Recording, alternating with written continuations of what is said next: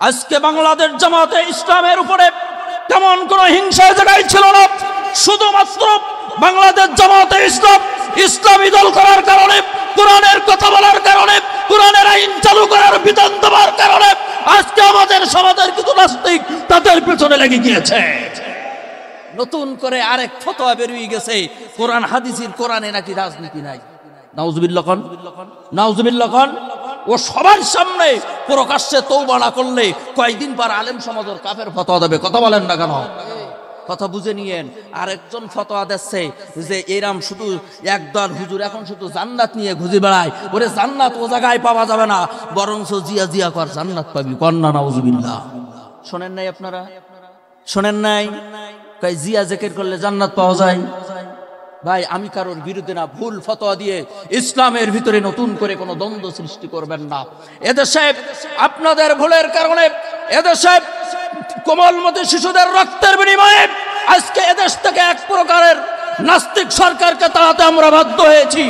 আর এদেশে আমরা দীপ্ত কণ্ঠে বলে দিতে চাই, ইউনূস সরকারকে আপনি এদেশে এসেছেন নদীর জোয়ার দিয়ে বেশি আসেন নাই, বরঞ্চ আমাদের কলেজ ইউনিভার্সিটির ছাত্রদের রক্তের উপর দিয়ে আপনাকে আমরা প্রধান বানিয়েছি।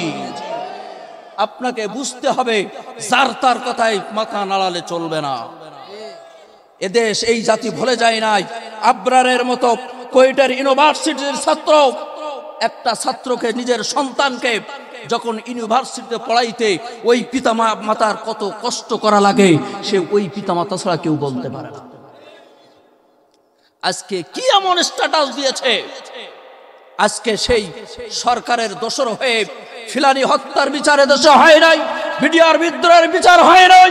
এদেশে আমরা কথা দিলাম যদি কোরআনের আইন চালু হয় প্রত্যেকটা বিচার করে ছাড়বো ইনশাআল্লাহ। এখন দেখেন বন্ধু, হিংসা এমন একটা রোগ, এই রোগ যদি আপনার ভিতরে থাকে নেকি থাকবে? বলেন নেকি থাকবে? বন্ধুরা আমার কথা খেয়াল করবেন, কত সুন্দর করে দেখেন আল্লাহর নবী মসজিদে নববীর ভিতরে বসে আছেন, কয়েকজন সাহাবায়ে কেরামদেরকে নিয়ে তিনি আলোচনা করতেছেন। এক পর্যায়ে হঠাৎ করে বিশ্ব নবী আলোচনা করতেছেন আর মসজিদে নববীর দরজার দিকে তাকাইতেছে, আবার আলোচনা করতেছেন, আবার মসজিদে নববীর দরজার দিকে তাকাইতেছে।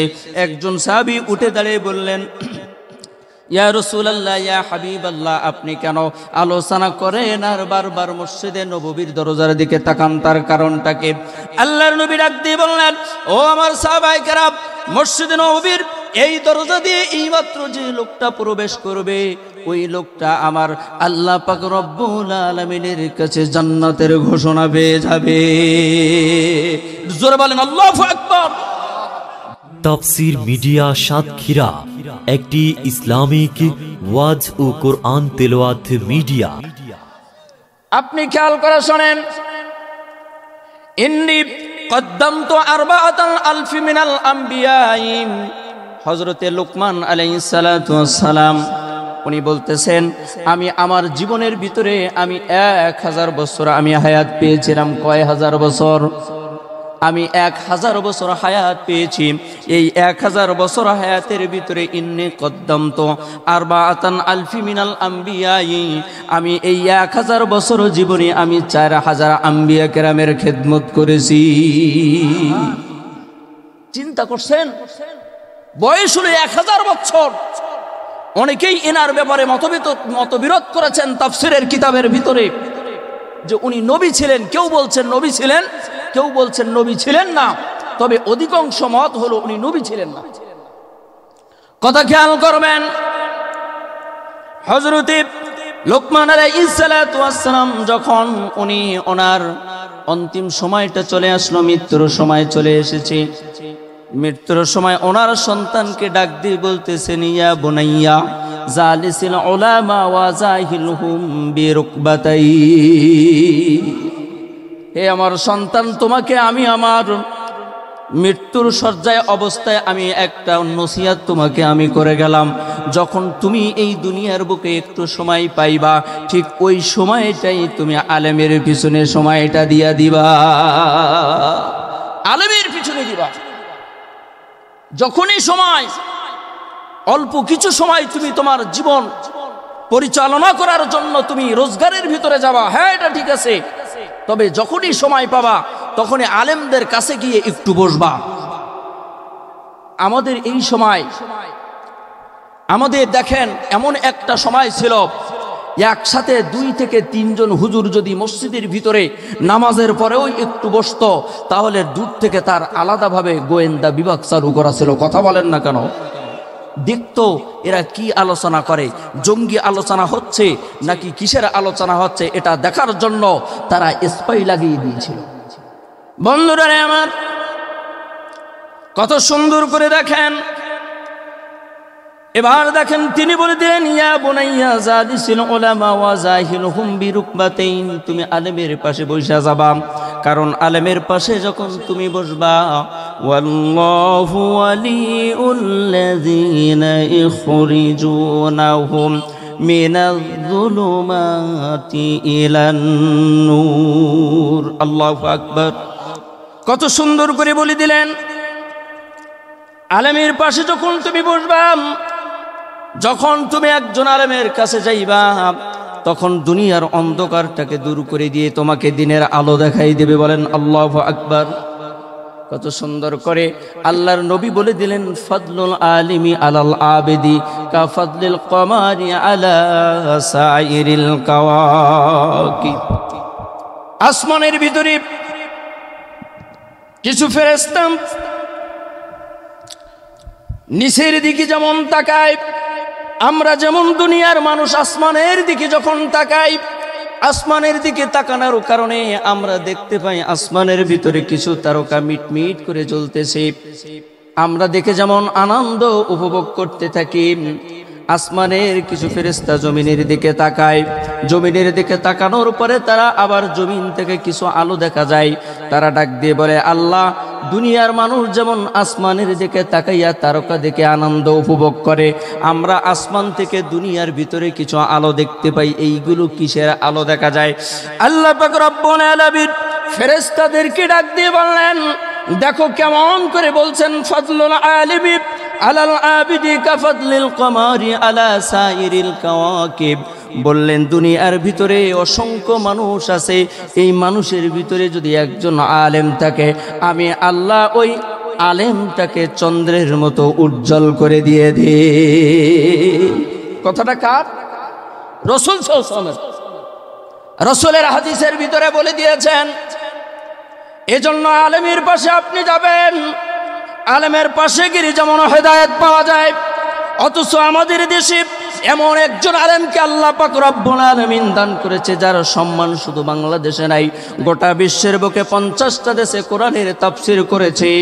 আমরা ওই মানুষটাকে চিনতে পারি নাই, বরঞ্চ ওই মানুষটাকে 13টা বছর জেল হাজতের ভিতরে রেখে সর্বশেষ তাকে পুশ করে দুনিয়া থেকে বিদায় করেছি।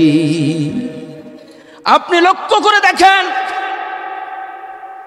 আল্লামা দেলাওয়ার হোসেন সাইদির যখন হাসপাতালের ভিতরে ডাক্তার বলতেছে অবস্থা ভালো না, শামীম সাইদি ওসি সাহেবের পা জড়াই ধরছে, বলছে, ওসি সাহেব আমার একটু সময় দেন, আমি শুধু আমার আব্বার গালে 1 চামচ পানি দেব, একটু সময় দেন, আমারে একটু যাইতে দেন।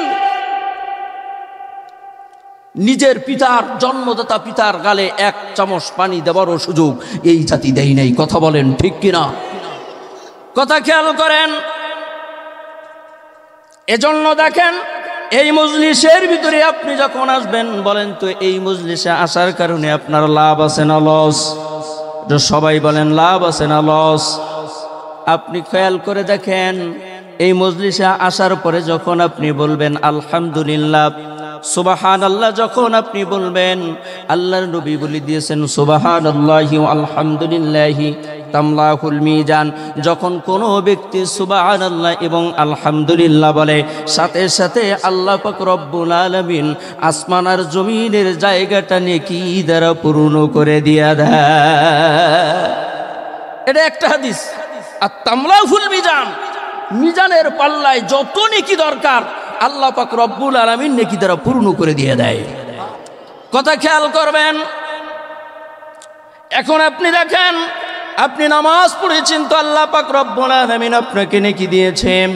আপনি কোরআন তেলাওয়াত করেছেন তো নেকি দিয়েছে, আপনি ওয়াজের ময়দানে এসেছেন তো নেকি দিয়েছে।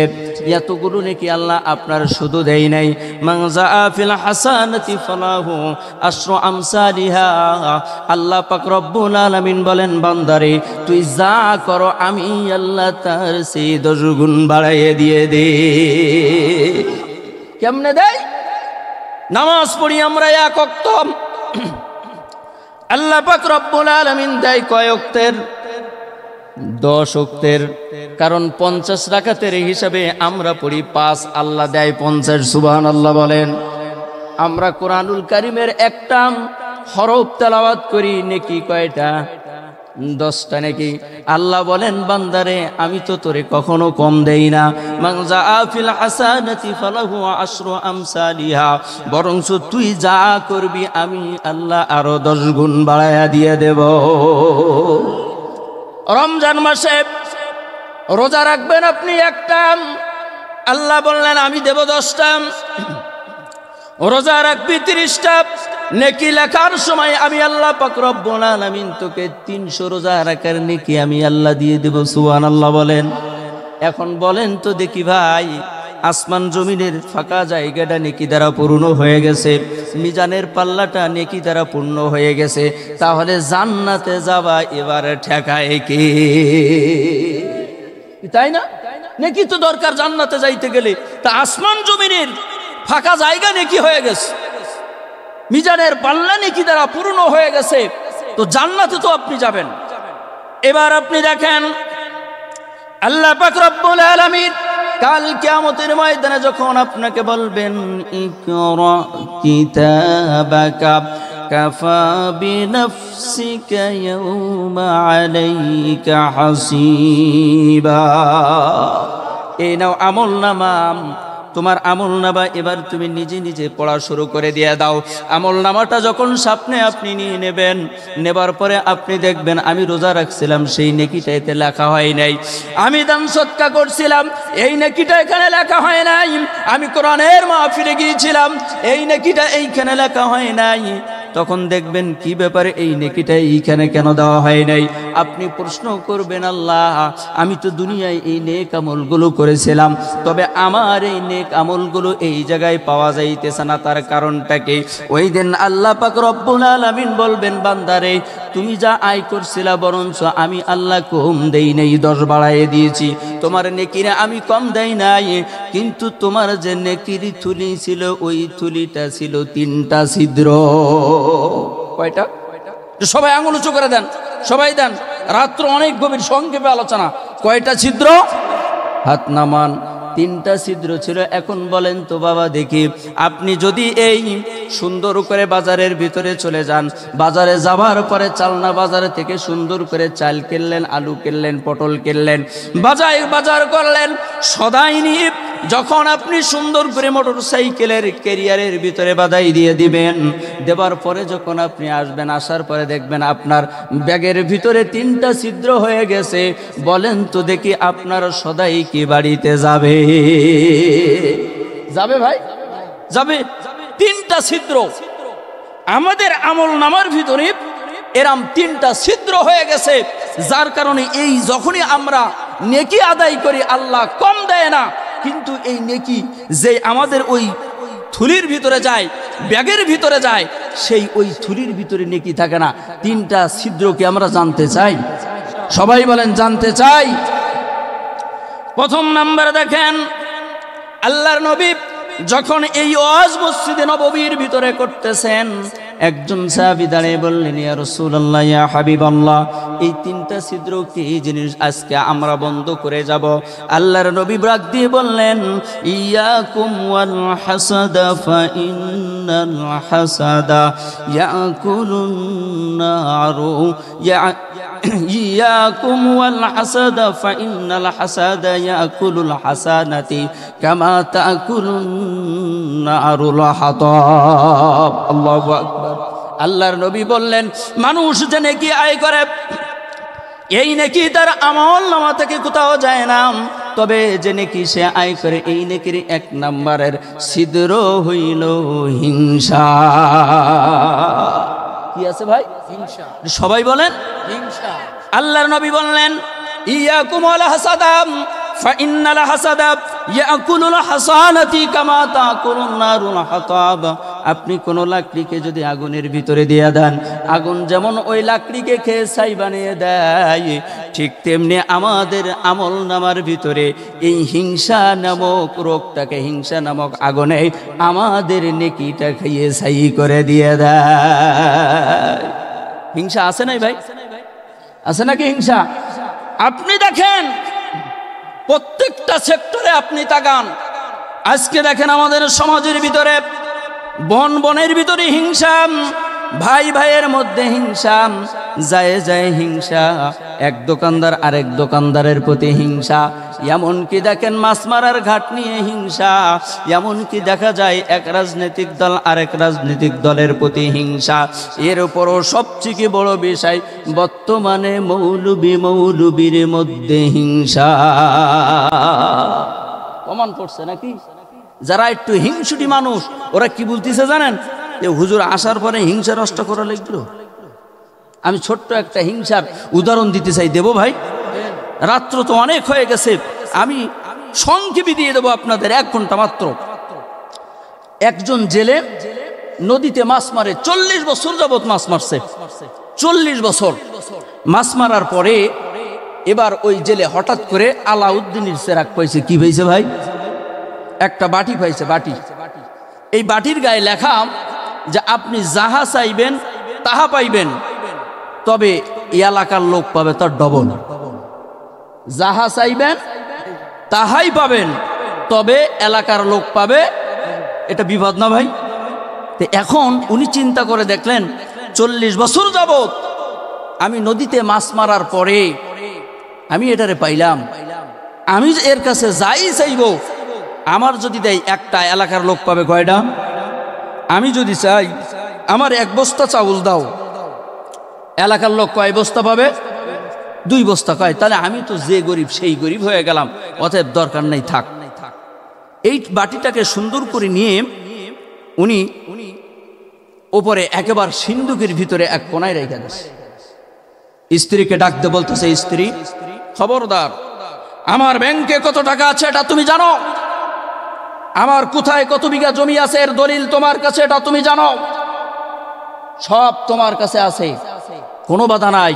তবে এই যে জিনিসটা আমি রাখলাম সুন্দর করে কাপড়ে পেঁচায় সিন্ধুকের ওই কোনায়, খবরদার এইটাই তুমি হাত দিবা না।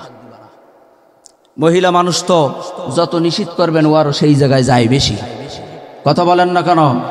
আমাদের মা বোনদের একটা রীতি আছে, দেখবেন নামাজ পড়ুক আর না পড়ুক রোজা রাখতে খুব পড়ুক। কথা বলেন না কে? ও রোজানে রাখার পরে টিভির রিমোটটা হাতে নিয়ে ঠিক টিভির সামনে বসবে, আপনি দূর থেকে গিয়ে যে ডাক দেবেন, এ কই গেলা, তুমি কি মনীষিদ্ধ, আমি রোজা তুমি জানো না? কথা বলেন না কেন? তুমি জানো না আমি রোজা? ও হ্যাঁ তাই তো, তাহলে থাকো। অথচ নামাজ 1 ওয়াক্ত পড়বে না, রোজা একটাও ছাড়বে না, 30 রোজা তো রাখবেই রাখবে। এরপরে কয় সুন্নাত আরো 6টা আস। কতক্ষণ না কে? আমরা পুরুষ মানুষ খোঁজ পাই না কখন রাখবো, ওদের রাখা শেষ। কথা বলেন না কে? ভাত আমি খেয়ে আসছি ভাই, পরে গিয়ে চাবো না। আমাদের পরিকল্পনা বিফলে আজকে। এখান থেকে কথা বলার পরে মনে করবে হুজুর আজকে আসুক, ভাত হবে না, আমিও চালাক কম না, খেয়েতেই উঠছি। এখন মহিলাদেরকে দেখবেন বর্তমান সময়ে যেটা বেশি নিষেধ করবেন ওরা সেটা বেশি করে। কতক্ষণ না কেন? বেশি করে। এই জন্য এখন আর পদ্মারাজ করিনি, কারণ পদ্মারাজে মদ্দালো খুশি হয়, মা বোনরাও বাইরে যায়।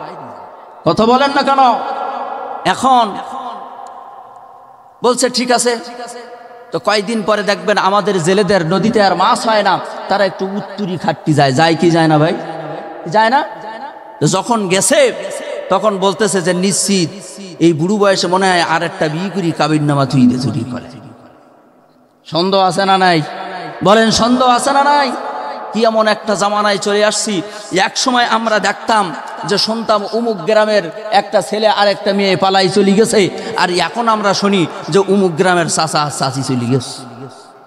কথা বলেন না কেন? কই এখন আর যুবক ছেলেদের চাষ নাই, চাষ যান এবার সব চাচারা নেনেস। কথা খেয়াল করেন।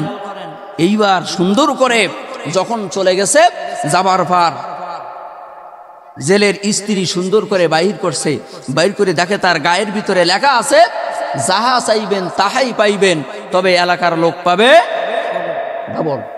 মহিলা মানুষ তো কয় যে যা পায় পাক, আমারটা আমি আগে নিই, কতক্ষণ না খায়। এখন সুন্দর করে বলতেছে, বাটি রে তুই তো সবই দিস, আজকে তুই আমার সুন্দর একটা বেনারসি শাড়ি দে। এলাকার লোক কয়খান পাইছে? সবাই বলেন কয়খান? তুইখান পাই গেছ। এখন সুন্দর করে কয়, বাহ, চাইলেই যদি পাওয়া যায়, এই ভাঙা ঘরে তো আর থাকতে রাজি না, বাটি তুমি আমার একতলা বিল্ডিং দাও। এলাকার লোকের কয়তলা বিল্ডিং? 2 তলা বিল্ডিং হয়ে গেছে। কয়দিন পরে জেলে যখন এবার কাজ করে বাড়িতে আসলেন, বাড়িতে আসার পরে দেখে এলাকায় সব 2 তলা বিল্ডিং। কয়তলা বিল্ডিং? 2 তলা বিল্ডিং। সব দেখার পরে বলতেছে, কিরে সব 2 তলায় এত তাড়াতাড়ি কিভাবে হলো ধনী? অতএব বোঝা গেছে আমার স্ত্রীর কাজ। আস্তে করে ভাই এখন আর আমার 2 তলা খুঁজলি হবে না, খুঁজতে হবে 1 তলা। আস্তে করে 1 তলা বাড়ি খুঁজি পাইছে। যাবার পরে দেখে বারান্দা দিয়ে নিজের স্ত্রী বেনারসের শাড়ি, স্টার জলসা আর জি বাংলা দিকে সুন্দর করে কোচ দিয়ে বারান্দা দিয়ে হাঁটতেছে। জেলি উকি মেরি দেখতেছে আর বলতিস, কিরে আমার ডানা লোকের ডা। আস্তে করে গেছে, যাবার পরে গিয়ে বলতিস, কি গো তুমি কি আমার ডা? হ্যাঁ তুমি আসো। তো গেছে, যাবার পরে জেরে দূর থেকে আসছে, একটু রেস্ট নেছে। রেস্ট নেবার পরে এবার সুন্দর করে খাওয়া দাওয়ার পরে বলতেছে, যা করছো তো ভালোই করছো, এলাকায় সব ধনী হয়ে গেল, আমি যে জেলি সেই জেলিই থেকে গেলাম, নিয়ে আসো বাটিটা। তো বাটিটা নিয়ে আসছে, আনার পর বাটির দিকে তাকাই বলতেছে, বাটি আমার স্ত্রী যাহা চাইলো সব দিলা, আজকে আমি যা চাই তাই একটু দাও। বাটি রে আমার 1 চোখ কানা হয়ে যাও। এলাকার লোকের কয় চোখ কানা? বলতেছে, বাটি আজকে তুমি আমার 1 পাও খোলা হও। এলাকার লোকের কয় পাও খোলা? তার মানে এই এলাকায় বুদ্ধিমান লোক আর চোখালা লোক ওকে বলিয়ে কাই। কথা বলেন না কেন? হিংসা আছে না নাই? বলেন আছে না নাই? আজকে বাংলাদেশ জামাতে ইসলামের উপরে তেমন কোন হিংসা জায়গায় ছিল না। শুধুমাত্র বাংলাদেশ জামাতে ইসলাম ইসলামী দল করার কারণে, কোরআনের কথা বলার কারণে, কোরআনের আইন চালু করার বিধান দেওয়ার কারণে আজকে আমাদের সমাজের কিছু নাস্তিক তাদের পেছনে লেগে গিয়েছে। নতুন করে আরেক ফতোয়া বেরিয়ে গেছে, কোরআন হাদিসের কোরআনে নাকি রাজনীতি নাই। নাউজুবিল্লাহ খান, নাউজুবিল্লাহ খান। ও সবার সামনে প্রকাশ্যে তওবা না করলে কয়েকদিন পর আলেম সমাজের কাফের ফতোয়া দেবে। কথা বলেন না কেন? কথা বুঝে নিয়েন। আরেকজন ফতোয়া দিচ্ছে যে এরাম শুধু একদল হুজুর এখন শুধু জান্নাত নিয়ে ঘুরে বেড়ায়। ওরে জান্নাত ও জায়গায় পাওয়া যাবে না, বরঞ্চ জিয়া জিয়া কর জান্নাত পাবি। কন্যা নাউজুবিল্লাহ। শোনেন নাই আপনারা? শোনেন নাই? কই জিয়া জিকির করলে জান্নাত পাওয়া যায়। ভাই আমি কারোর বিরুদ্ধে না, ভুল ফতোয়া দিয়ে ইসলামের ভিতরে নতুন করে কোনো দ্বন্দ্ব সৃষ্টি করবেন না। এদেশে আপনাদের ভুলের কারণে এদেশে কোমলমতি শিশুদের রক্তের বিনিময়ে আজকে এদেশ থেকে এক প্রকারের নাস্তিক সরকারকে তাড়াতে আমরা বাধ্য হয়েছি। আর এদেশে আমরা দীপ্ত কণ্ঠে বলে দিতে চাই, ইউনূস সরকারকে, আপনি এদেশে এসেছেন নদীর জোয়ার দিয়ে বেশি আসেন নাই, বরঞ্চ আমাদের কলেজ ইউনিভার্সিটির ছাত্রদের রক্তের উপর দিয়ে আপনাকে আমরা প্রধান বানিয়েছি। আপনাকে বুঝতে হবে, যার তার কথায় মাথা নাড়ালে চলবে না। এদেশ এই জাতি ভুলে যায় নাই। আবরারের মতো কোয়েটার ইউনিভার্সিটির ছাত্র একটা ছাত্রকে, নিজের সন্তানকে যখন ইউনিভার্সিটিতে পড়াইতে ওই পিতা মাতার কত কষ্ট করা লাগে, সে ওই পিতা মাতা ছাড়া কেউ বলতে পারে না। আজকে কি এমন স্ট্যাটাস দিয়েছে, আজকে সেই সরকারের দোষর হয়ে ফিলানি হত্যার বিচার এদেশে হয় নাই, বিডিআর বিদ্রোহের বিচার হয় নাই। এদেশে আমরা কথা দিলাম, যদি কোরআনের আইন চালু হয় প্রত্যেকটা বিচার করে ছাড়বো ইনশাআল্লাহ। এখন দেখেন বন্ধু, হিংসা এমন একটা রোগ, এই রোগ যদি আপনার ভিতরে থাকে নেকি থাকবে? বলেন নেকি থাকবে? বন্ধুরা আমার কথা খেয়াল করবেন, কত সুন্দর করে দেখেন আল্লাহর নবী মসজিদে নববীর ভিতরে বসে আছেন, কয়েকজন সাহাবায়ে কেরামদেরকে নিয়ে তিনি আলোচনা করতেছেন। এক পর্যায়ে হঠাৎ করে বিশ্ব নবী আলোচনা করতেছেন আর মসজিদে নববীর দরজার দিকে তাকাইতেছে, আবার আলোচনা করতেছেন, আবার মসজিদে নববীর দরজার দিকে তাকাইতেছে। একজন সাহাবী উঠে দাঁড়িয়ে বললেন, ইয়া রাসূলুল্লাহ, ইয়া হাবিবাল্লাহ, আপনি কেন আলোচনা করেন আর বারবার মসজিদে নববীর দরজার দিকে তাকান, তার কারণটা কি? আল্লাহর নবী ডাক দিয়ে বললেন, ও আমার সাহাবায়ে কেরাম, মসজিদে নববীর এই দরজা দিয়ে এইমাত্র যে লোকটা প্রবেশ করবে, ওই লোকটা আমার আল্লাহ পাক রব্বুল আলামিনের কাছে জান্নাতের ঘোষণা পেয়ে যাবে। জোরে বলেন আল্লাহু আকবার। জান্নাতের ঘোষণা পেয়ে যাবে। আল্লাহর নবী যখন আলোচনা করতেছেন, এমন সময় একজন মানুষ ওই দরজা দিয়ে প্রবেশ করলেন। এই লোকটা এমন একজন মানুষ, ভালো কোনো জামা তার গায়ের ভিতরে নাই, সুন্দর করে চুলগুলো আওলা ঝাওলা হয়ে রয়েছে, এমনকি তার পায়ের জুতা দুইটাও বগলে করে নিয়ে আসছে। এটার কি বলেন আপনারা? ঠিক আছে তো নাকি? আমি আমার সাতক্ষীরার ভাষায় বললাম, বগলে করে নিয়ে আসছে। এখন যদি আপনারা আপনাদের এলাকার কোনো ইমাম সাহেবরে দেখেন যে জুতা এইভাবে বগলে করে নিয়ে আসছে, বলেন তো কালকে সকালে ওর ইমামতি থাকবে? হ্যাঁ, কবে তো মাথা গেছে গা, ইমামতি তো থাকবে না। দেখেন কত সুন্দর করে মজলিস ভেঙে গেছে। দ্বিতীয় দিন আল্লাহর নবী আবার আলোচনা করতেছেন আর মসজিদে নববীর দরজার দিকে তাকাইতেছেন, আবার আলোচনা করতেছেন, আবার তাকাইতেছেন। একজন সাহাবী উঠে দাঁড়িয়ে বললেন, ইয়া রাসূলুল্লাহ, ইয়া হাবিবাল্লাহ, আপনি কেন আজও আলোচনা করেন আর মসজিদে নববীর দরজার দিকে তাকান, তার কারণটা কি? আল্লাহর নবী ডাক দিয়ে বললেন, এই দরজা দিয়ে এইমাত্র যে লোকটা প্রবেশ করবে, ওই লোকটাই আল্লাহর দরবারে একজন জান্নাতি মানুষ। জোরে বলেন।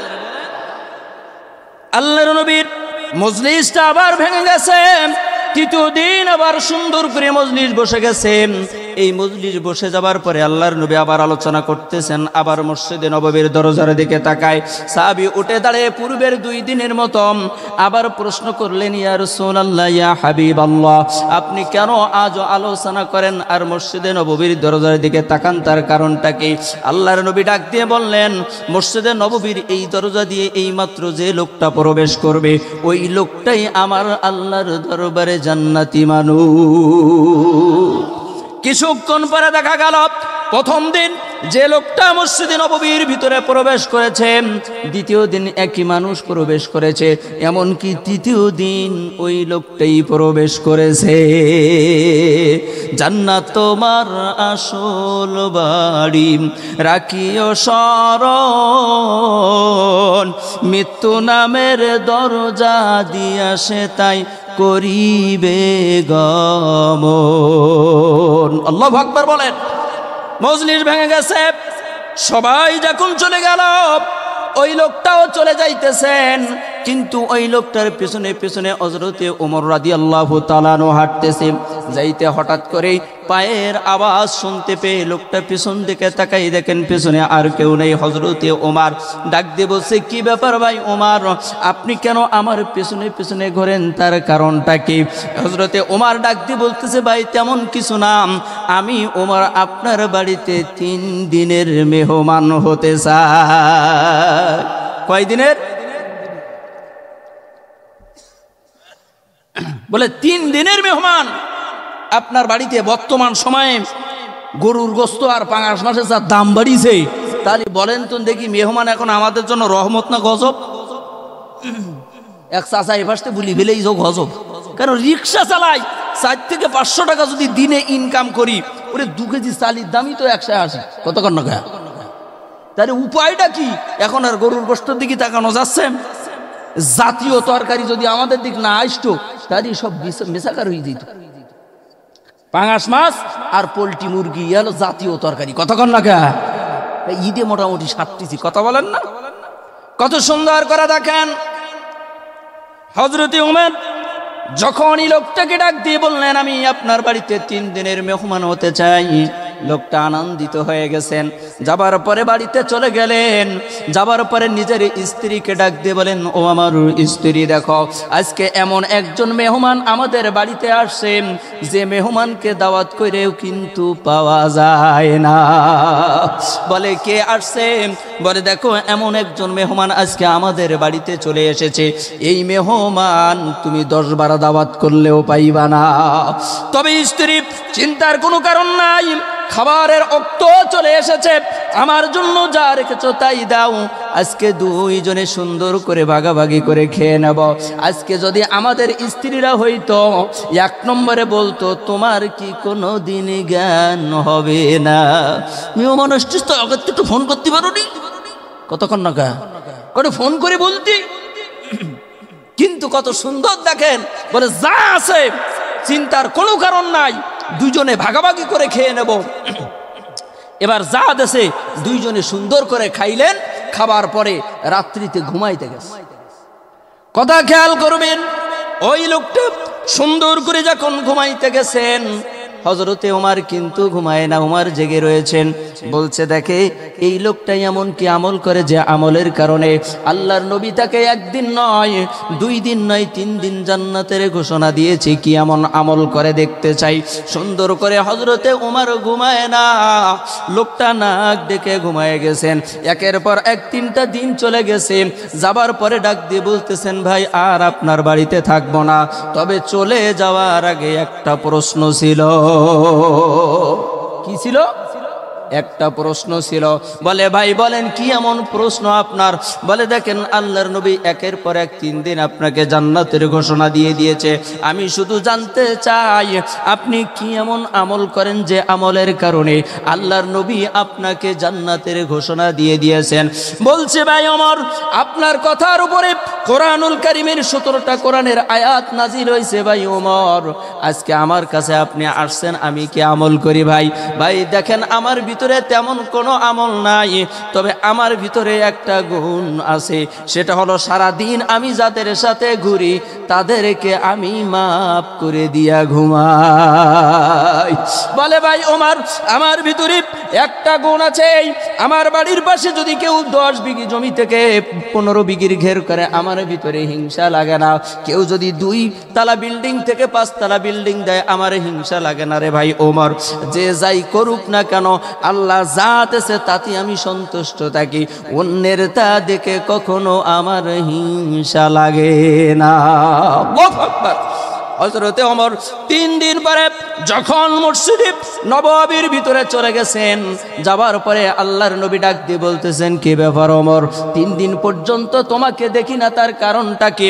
এবার ওমর ডাক দিয়ে বললেন, ইয়া রাসূলুল্লাহ, ইয়া হাবিবাল্লাহ, আপনি যে লোকটাকে 3 দিন জান্নাতের ঘোষণা দিয়েছেন, ওই লোকটা কি এমন আমল করে তাই দেখতে গিয়েছিলাম। আমরা তা যাইনি, আমরা বরঞ্চ যাই কিভাবে অর্থ আসে। অমুক লোক দেখলাম আব্দুল করিম আগে কি রিক্সা চালাতো, হঠাৎ করে জমি কিনতেছে, দোকান করতেছে, বাড়ি গাড়ি সব করতেছে, কি ব্যবসা করে দেখদিন, ওর আজকের থেকে ও যে ব্যবসা করে সেই ব্যবসা আমরাও নেমে করবো। কতক্ষণ না খায় এই পিটিশন আমরা করি, কিন্তু আমরা জান্নাতে যাবার পিটিশন করি না। আল্লাহর নবী সুন্দর করে বলে দিলেন, ভাই ওমর, আমি একটু আপনার সাথে যাবো। আমরা ভালো কথা, সঙ্গী পাইলাম একজন, আজকে একা একা আসছি, তার সঙ্গী পাইলাম, ভালো লাগলো, তো গেছি গাড়িতে। আমি বরিশাল প্রোগ্রাম করলাম, প্রোগ্রাম করার পরে বাকেরগঞ্জ প্রোগ্রাম করার পরে এবার ওখান থেকে রওনা দিয়েছি বরিশাল নতুল্লা বাস স্ট্যান্ড থেকে। যখনই ডাইরেক্ট খুলনার গাড়ি, যখন উঠলাম, ওনার সব মনে আছে, পানের খিলিমিতি মনে নাই। এখন গাড়িতে ওঠার পরে তো আফিস টিভি শুরু করে দিয়েছে, কয় হুজুর সব হয়েছে, কাজ একটা হইছে। আমি কই কি কাজ? কয় হয়েছে একটা কাজ। আমি কই কি হয়েছে বলেন দেখি। কয় সে পান নীতি ভুলে গেছে। এখন আপনি একটু বলেন না, গাড়িওয়ালার একটু থামাক, একটা দোকানে 2টো পান নেই, এসে বলেন দিন ডাইরেক্ট গাড়ি, ও টাইমের গাড়ি, ও কি দাঁড়াবে? ভাই দাঁড়াবে ও। এখন আমি তো চিন্তা করলাম, তুই বসেন দিন দেখি। কয় দেখেন পান ছাড়া আমার থাকা কষ্টই যাচ্ছে। যাক, কোনো মাতে তো হলো না। কিছুক্ষণ পরে দেখি হাতের ভিতরে কি যেন নিয়ে এরম করে ডুলতিস। আছে না আমাদের এক প্রকারের ছেলেরা ডোলে, ওইরকম ডুলতিস। আমি তো ভয় পেয়ে গেলাম, কিরে? কয় না হুজুর আপনি যা ভাবিছেন তা না, এ আছে তামাক আর চুন একসাথে ডুলি, আপাতত একটু গালে দেয় নেই আর থাকা যাচ্ছে না। দেখবেন কিছু কিছু লোক দোকানের ভিতরে একজন চা খাচ্ছে, আমার পকেটে টাকা নেই, এবার আসতে গিয়ে বলবে ভাই চা খাচ্ছেন নাকি? বাধ্য হয়ে ওই লোকটা বলে কেন ভাই খাবেন নাকি, তালি একটা দেন। আছে না এরম মানুষ ভাই, আছে না?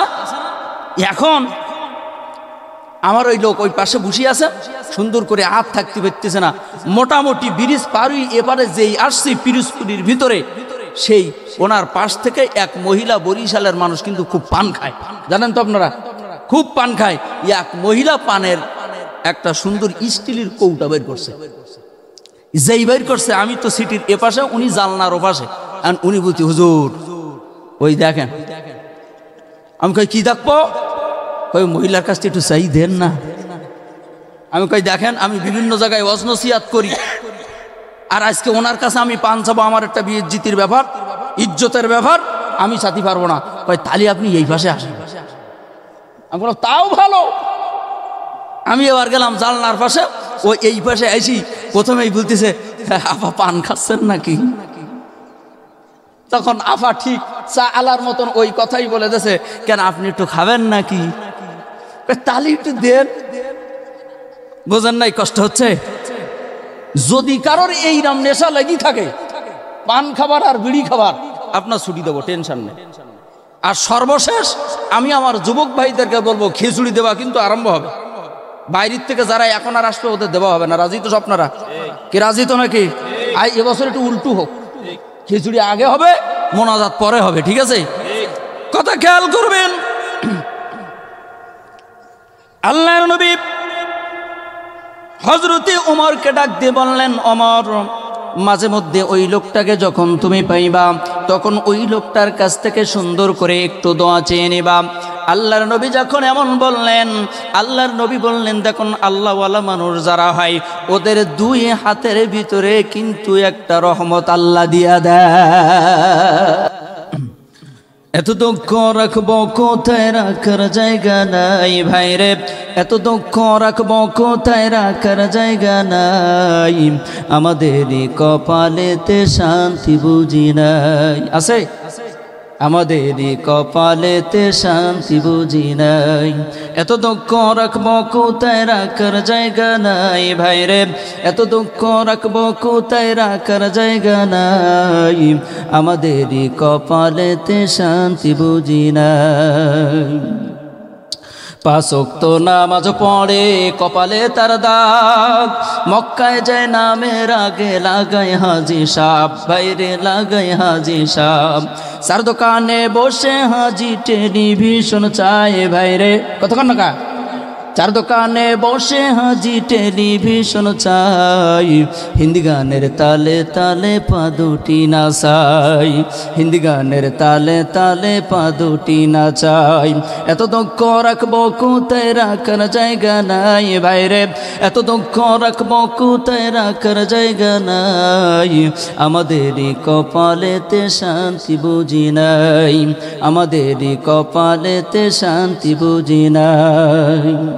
সুদি ঘোষে জীবন কাটে করে দুর্নীতি, এমন লোক হয় যদি মসজিদের সভাপতি, সুদি ঘোষে জীবন কাটে করে দুর্নীতি, এমন লোক হয় যদি মসজিদের সভাপতি, উচিত কথা কইতে গেলে মোল্লার চাকরি নাই ভাইরে, উচিত কথা কইতে গেলে ইমামের চাকরি নাই, আমাদেরই কপালেতে শান্তি বুঝি নাই, এত দুঃখ রাখবো কোথায় রাখার জায়গা নাই ভাইরে, এত দুঃখ রাখবো কোথায় রাখার জায়গা নাই, আমাদেরই কপালেতে শান্তি বুঝি নাই, ঠিক কিনা বলে? বন্ধুরে আল্লাহর নবী কত সুন্দর করে দেখেন হাতের ভিতরে, আল্লাহর নবী কেমন মুজিজা দেখাই দিয়া দিলেন, হাতের বরকতান স্বরূপ তিনি দেখাই দিলেন। একটা হাদিস মনে পড়ে গেছে, বলবো নাকি? দেখেন কত সুন্দর করে আবু জেহেল একদিন বিশ্বনবী সুন্দর করে যখন বসে আছে, হঠাৎ করে আবু জেহেল আল্লাহর নবীর কাছে চলে গেছে, গিয়ে ডাক দিয়ে বলে, মোহাম্মদ আজকে তুমি যদি নবী হয়ে থাকো তাহলে তোমার মধ্য থেকে তো মুজিজা বাইর হবে, তুমি যদি মুজিজা দেখাইতে পারো তাহলে আমি আবু জেহেল মুসলমান হয়ে যাব। বলেন চাচা আপনি কি দেখতে চান বলেন। অমনি হাতের ভিতর থেকে একটা খেজুর বের করে দিয়ে বললেন এই নেন, এই নাও মুহাম্মদ, যদি এই খেজুরটা থেকে তুমি এই মুহূর্তে একটা গাছ বের করতে পারো তাহলে আমি আবু জেহেল এখনই কালিমা পড়ে মুসলমান হয়ে যাব। আল্লাহর নবী খেজুরটা হাতে নিলেন, নেবার পরে বললেন চাচা আপনি একটু অপেক্ষা করেন, আমি আমার আল্লাহর সাথে একটু টেলিফোন করে নেই। আল্লাহর নবী নামাজে দাঁড়ায় গেলেন, খুব সংক্ষেপে 2 রাকাত নামাজ আদায় করে এবার খেজুরটা নিয়ে বিসমিল্লাহির রহমানির রহিম বলে রোপণ করলেন। আল্লাহর নবীর হাত উঠাইতে দেরি হয়েছে, ওই খেজুর থেকে গাছ বের হইতে দেরি হয় না। আবু জেহেল অমনি মুখটা ফিরাইনি পিছনে হাঁটা শুরু করে দিয়েছেন। আমার নবী ডাক দিয়ে বলে চাচা আজান বলে মোহাম্মদ বসো আসতেছি। যখন তিনি চলে গেলেন কিছু পথ যাবার পরে আবার কিছু দূর থেকে আবার ফিরে এসে বললেন মোহাম্মদ এই নাও, এই খাজুরটা তুমি নাও, এই খাজুরটা থেকে যদি তুমি গাছ বের করতে পারো তাহলে বুঝে নিব তুমি আল্লাহর প্রিয়ত নবী। আল্লাহ নবী যখন এই খেজুরটাকে হাতের ভিতরে নিলেন, নেবার পরে দেখেন এই খেজুরটা আগুন দ্বারা পোড়ানো। কি দ্বারা? সবাই বলে প্রথম দেল যে বাইর করতে পারলি আমি মেনে নেব আপনি আল্লাহর প্রিয়ত নবী, আমি মুসলমান হয়ে যাব।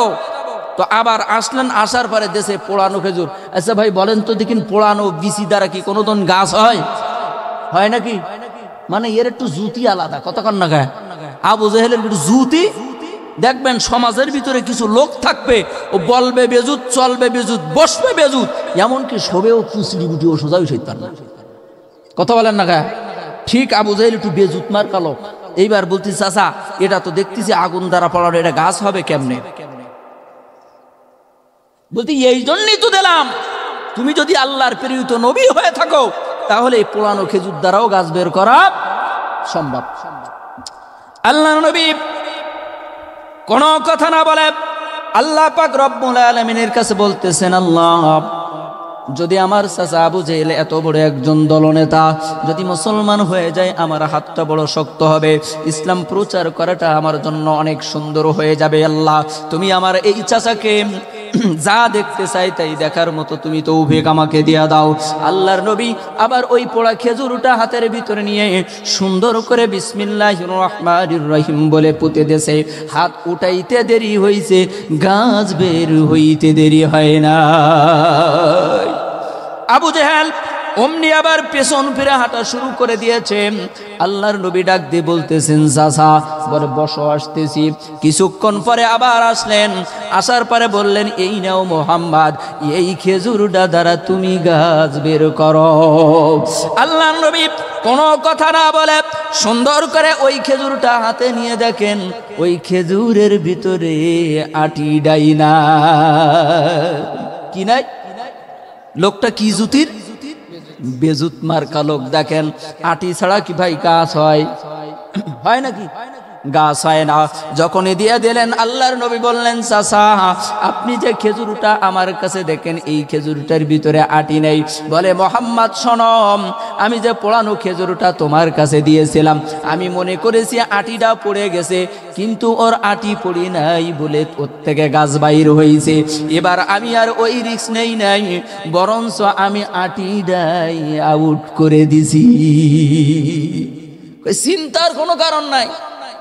আল্লাহর নবী ডাক দিয়ে বললেন চাচা আটি ছাড়া তো কোনোদিন গাছ হয় না। বলে মোহাম্মদ তুমি যদি আল্লাহর প্রেরিত রাসূল হয়ে থাকো, তুমি যদি আল্লাহর প্রেরিত নবী হয়ে থাকো তাহলে তোমার ওই আটি লাগবে না, সার দ্বারাও গাছ বের করা তোমার পক্ষে সম্ভব। আল্লাহর নবী বললেন চাচা তাহলে আপনি দাঁড়িয়ে যান। এই বলে শ্বাস নিয়ে বিসমিল্লাহির রহমানির রহিম বলে শ্বাস রোপণ করেছে। হাত উঠাইতে দেরি হইছে তবে গাছ বাইর হইতে দেরি হয় না। জোরে বলে, আর একটু জোরে বলেন। গাছ বাইর হয়ে গেছে। আবু জেহেল আবার পিছন ফিরে চলে যাইতেছেন। আল্লাহর নবী ডাক দিয়ে বললেন চাচা আপনি দাঁড়ান।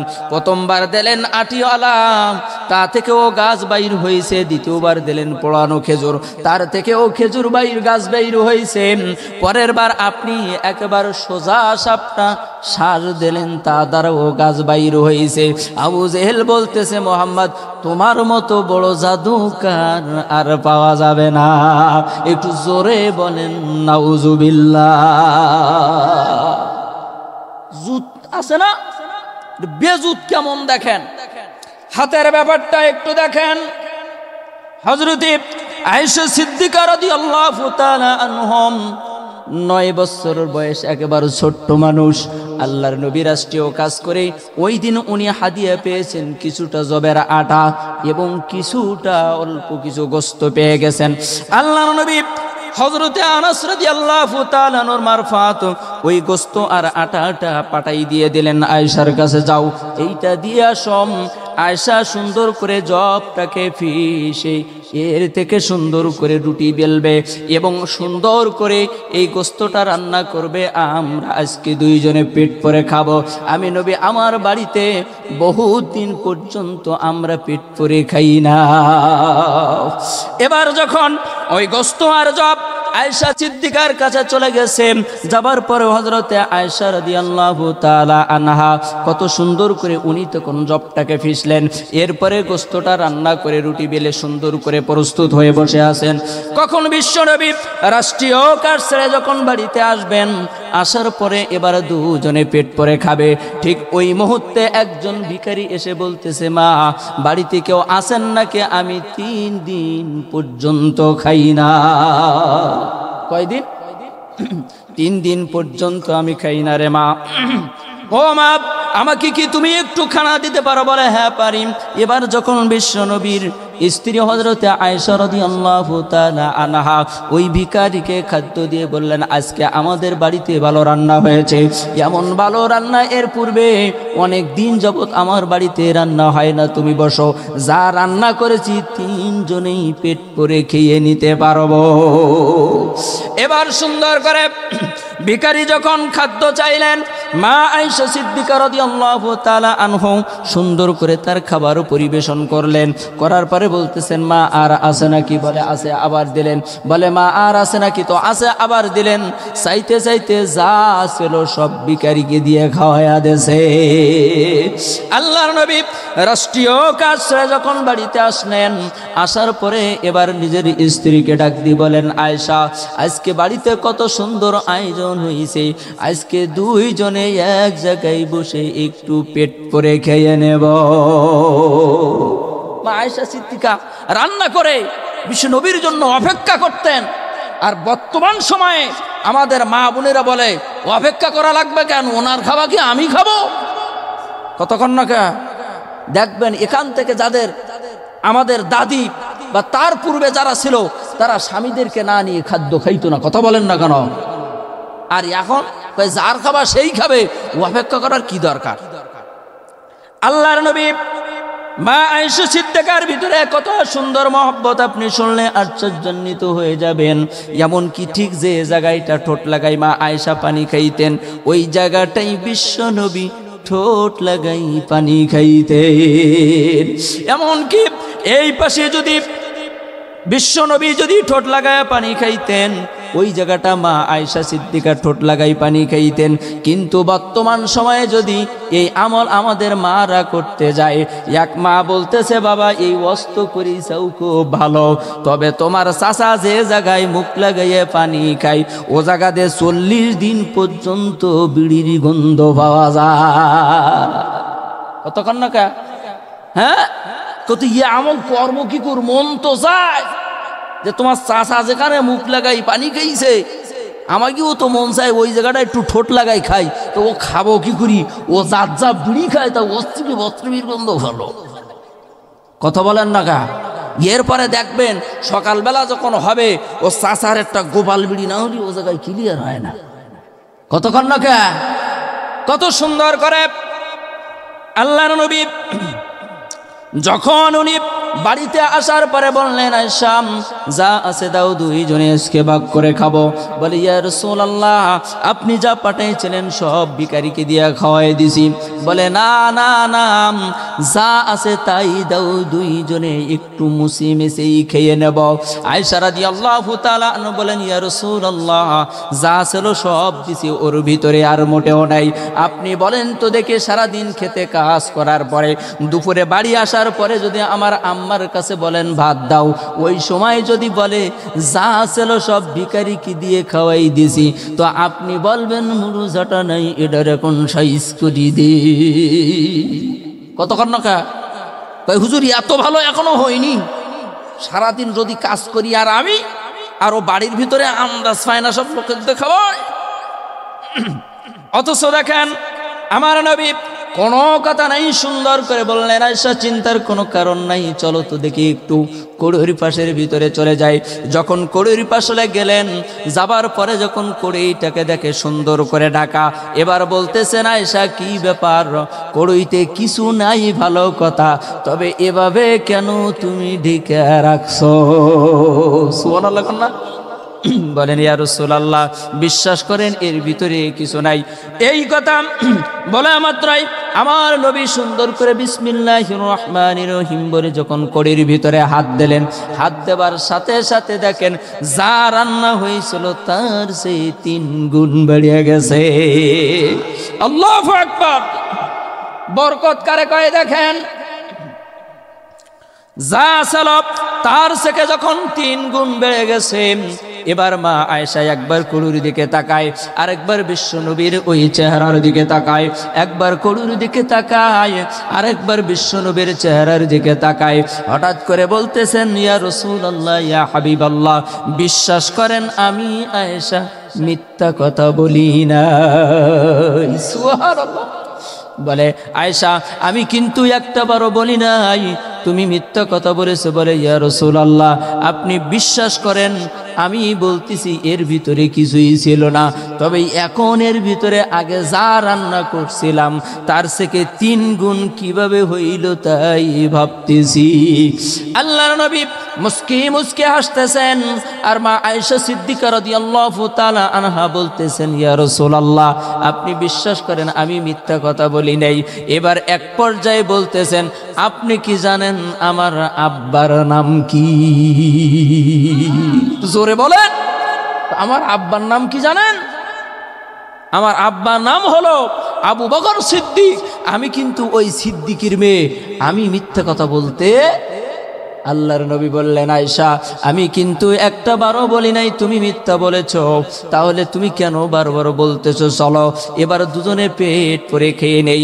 আল্লাহর নবী যখন এমন কথা বললেন, আয়েশা বললেন, ইয়া রাসূলুল্লাহ, ইয়া হাবিবাল্লাহ, খাবো না যতক্ষণ পর্যন্ত এই কথা আপনি আমাকে না বলবেন, ততক্ষণ পর্যন্ত আমি আয়েশা খাবো না। দুজনের ভিতরে খুনসুটি হইতো।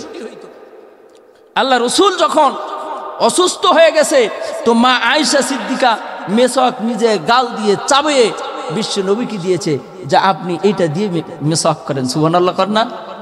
কত মহব্বত দেখেন স্বামী স্ত্রীর ভিতরে। আর এখন আমাদের স্বামী স্ত্রীর ভিতরে মহব্বত তো পরিমরুক। হাদিসে আসছে, যদি কোনো মহিলা বাইরে বের হয় তো অন্য পুরুষের সাথে কর্কশ ভাষায় কথা বলতে হবে, এটাই হাদিস। আর স্বামীর সাথে বলতে হবে কোমল এবং নরম ভাষায় কথা। কিন্তু বর্তমান দেখা যায় স্বামীর সাথে হয় কর্কশ আর বাইরে গিরি হয় নরম। কতক্ষণ না আপনাদের দিক মনে এরম হয় না, হয় নাকি? তাহলে দেখেন, আর কত সুন্দর করে দুই স্বামী স্ত্রীর ভিতরে এত মহব্বত ছিল যে দুইজনের ভিতরে এমন আদান প্রদান হইত। যখন মা আয়েশা সিদ্দিকা এমন কথা যখন বললেন, আল্লাহর নবী বললেন, আয়েশা দেখো, যখন আমি তোমার কাছে এই রুটি পাঠাইয়া দিয়ে দিলাম, যখন আমি তোমার কাছে এই গোস্ত পাঠাইয়া দিয়ে দিলাম, আয়েশা তুমি যখন গোস্ত পাইছ, যখন তুমি এই রুটি পেয়ে গেছো, সুন্দর করে বানাইছো, এবার ওই রুটি আর গোস্ত যখন তুমি ভিখারিকে দিয়া খাওয়াইছো, এই ভিখারিকে দান করার কারণেই আল্লাহ 1 গুণ বাড়াইয়া দিয়া দিয়েছে। বলে, তাহলে 2 গুণ হলো কেমনে? বলে, আয়েশা শোনো, 2 গুণ হলো, আমি যখন ওর ভিতরে গেলাম, আমি যখন কড়ইটার ভিতরে হাত দিতে গেছি, ওই সময় আমার জবান দ্বারা আমি বলেছিলাম, সবাই বলেন, বিসমিল্লাহির রহমানির রহিম। বলে এই বিসমিল্লাহর বরকতে আল্লাহ আরো আরেক গুণ বাড়াইয়া দেছে। বলে ইয়া রাসূলুল্লাহ তাহলে 3 গুণ কেমনে হলো? বলে 3 গুণ এই কারণে হইল, আর 1 গুণ বাড়ছে বিশ্ব নবীর হাতের বরকতে। কথা হইতেছিল হাতের বরকত, নাকি মনে আছে? তো কি মনে আছে আপনাদের? হাতের বরকত কত সুন্দর করে দেখেন। এটা তো নবী ঈদের ক্ষেত্রে এমন হয়েছে। এদেশে দেখেন আউলিয়া কিরামের মাধ্যমে আল্লাহ পাক রব্বুল আলামিন হাতের বরকতটা কিভাবে মানুষের মাঝে পৌঁছাই দিয়েছেন। দেখেন আপনারা সবাই জানেন বরিশালের পটুয়াখালী মির্জাগঞ্জ ইয়ারউদ্দিন খলিফার কথা শোনেন কি শোনেন নাই? শুনছেন? এই ইয়ারউদ্দিন খলিফা এমন একজন মানুষ ছিলেন, উনি কারোর রান্না করা খাবার খাইতেন না। হঠাৎ করে একদিন ওসি সাহেব এসে বললেন, ও ইয়ারউদ্দিন খলিফা, এই নাও তোমার জন্য আমি একটু হাদিয়া নিয়ে এসেছি। আজকের দুপুরের খাবার আমার বাড়ি থেকে আপনার কাছে চলে আসছে। এখন বলেন তো দেখি, পুলিশেরা ঘুষ খাইতো কি খাইতো না? খাইতো নাই ভাই? হায় রে কপাল, যে বাড়িতে দেখছে একটা গরু বিক্রি করছে 90,000 1,10,000 টাকা দিয়ে, ওই দিন রাত্রি ওই বাড়ি পুলিশ হামলা করছে। কথা বলেন না কা? বাস্তব উদাহরণ। টিফিন ক্যারিয়ার করে ইয়ারউদ্দিন খলিফার জন্য খানা এনেছে। আমাদের সাতক্ষীরা কুলিয়া ব্রিজের পাশে একটা হেফজখানা আছে, ঠিক ওই হেফজখানায় 2013 সালে একটা ছোট্ট 7 বছরের বাচ্চা হাতে করে টিফিন ক্যারিয়ার নিয়ে ছোট্ট মানুষ লাফালাফি করতেছে আর হেফজখানায় যাচ্ছে সকালের খানা নিয়ে। হায় রে নিদারুণ! এই পৃথিবীর মানুষ কাল কিয়ামতের ময়দানে এই বিচার আগে করতে হবে। যখন ছোট্ট 7 বছরের বাচ্চা টিফিন ক্যারিয়ারটা হাতে নিয়ে যাচ্ছে সুন্দর করে হেফজখানায়, ছোট্ট মানুষ একটু লাফালাফি করতেছে আর দৌড়াই যাচ্ছে। দূর থেকে পুলিশ মনে করেছে ওর টিফিন ক্যারিয়ারের ভিতরে বোম আছে। এই সন্দেহে 7 বছরের বাচ্চাকে ওরা গুলি করতে দ্বিধাবোধ করে নাই। কুলি ব্রিজের গোড়ায় ছোট্ট বাচ্চা 7 বছরের যখনই গুলি করেছে, গুলির আঘাতে বাচ্চাটা 8 থেকে 10 হাত ছটকে গিয়ে পড়ছে। এক পাশে টিফিন ক্যারিয়ারের ভাতগুলো পড়ে গড়াগড়ি হয়ে গেছে, আর ওপাশে ছোট্ট বাচ্চা মাছের মতো ছটফট করতেছে। দূর থেকে মানুষ দেখতেছে, কিন্তু ভয়তে ওই বাচ্চার কোলে কাছেও যাইতে পারি নাই। কোথায় আছেন আপনি? ইসলাম এদেশে এমনিতে আসে নাই। শাহজালাল আমিনী রহমাতুল্লাহ আলাইহি নারায়ে তাকবীর দেখে যেমন তাড়াইছিল, ঠিক তেমনি আরো আরেকবার বাংলার জমিনে মুসলমানদেরকে আরেকটা নারায়ে তাকবীর দিয়ে এই মসনদে কোরআনের আইন চালু করার একটা সময় এসেছে। এই সময় মিস করবেন। আজকে মায়ানমারের মুসলমানদেরকে তারা তাড়াই দিয়েছে শুধু ওয়াতাসিমু বিহাবলিল্লাহি জামিয়া ওয়ালা তাফাররাক। আল্লাহ বলছেন একতাবদ্ধ হও, বিচ্ছিন্ন হও না। আজকে মায়ানমারের এক এক জায়গায় মুসলমানদেরকে পেয়েছে তো মেরে তাড়াই দিয়েছে। বাংলাদেশ আমরা আমাদের হৃদয়টা অনেক বড়, আমরা তাদেরকে জায়গা দিয়েছি, কিন্তু সময় এসেছে যদি বাংলার মুসলমান এবারের সুযোগ হাতছাড়া করে ওই বিজেপিতে এমন পিটান মুসলমানদেরকে দেবে, কোন দেশ আমাদের জায়গা দেবে না, বরঞ্চ আমাদের জায়গা হবে সুন্দরবন। এটা আপনাকে বুঝে নিতে হবে। শুধুমাত্র এজন্য এদেশের মসনদে যদি একটাবার কোরআনের আইনটা আমরা দেখতে চাই। রাজি আছেন সবাই? রাজি আছেন সবাই? আজকে আমরা তো সবাইকে দেখলাম, শেখ মুজিবকেও দেখেছি, জিয়াকেও দেখেছি, খালেদারও দেখেছি, শেখ হাসিনারও দেখেছি, ও মঈনুদ্দিন ফখরুদ্দিন, ও সব ঘোড়ার ডিম দেখা শেষ, শুধু দেখতে বাকি টুপিওয়ালাদের। কথা বলেন না কেন? কথা বলেন না কেন? এই টুপিওয়ালাদের একবার দেখবো, ইয়াও যদি খারাপ হয় তাও তাড়াই দেবো। রাজি নাই? আমি তো রাজি।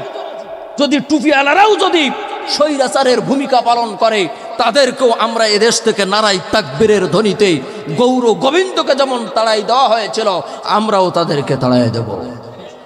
শুধু অপেক্ষা করেন আর এই সুযোগটা তাদেরকে দিয়ে দেন। আলোচনা কি চলবে? কত বাজে দেখছেন?